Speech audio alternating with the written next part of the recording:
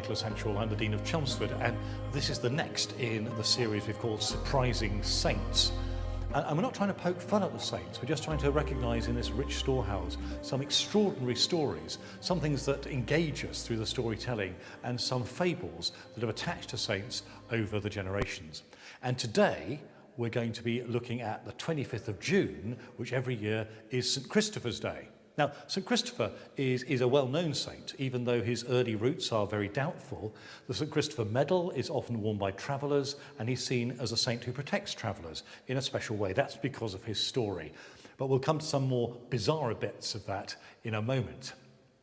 The story of Christopher, as normally told, is straightforward.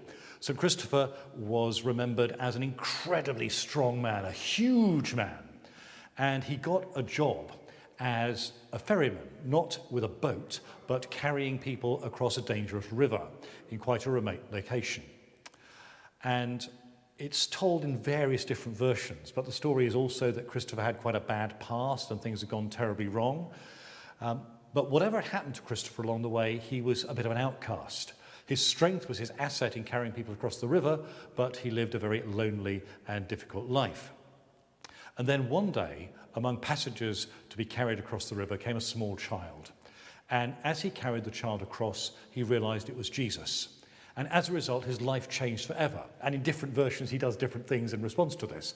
But essentially, he becomes a follower of Christ, a preacher of the gospel, and one who invites many others to join in the Christian community.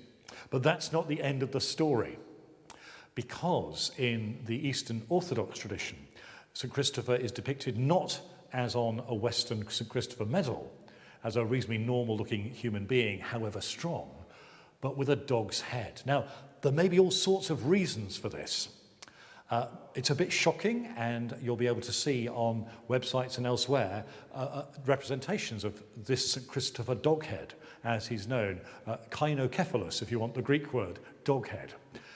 And there's something quite gruesome about those portraits. The legend that goes with it, and it is almost certainly a legend, is not just that Christopher was a big, strong man who ended up as a ferryman, but he was both profoundly ugly and extremely violent. In some pictures, it's a dog's head, in others, it's a jackal's head. Either way, it's not meant to be beautiful.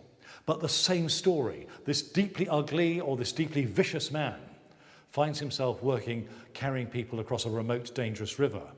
And one day Jesus comes along, and in some extraordinary way, that brings Christopher home to himself. And of course, in some versions of the legend, that means he's healed of his dog's head.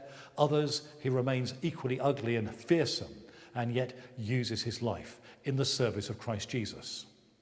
As I said at the outset, probably most stories of St Christopher are legend. However, even in the legends of the saints, we can trace the converting power of Christ and the invitation to walk more deeply in the way of the good news.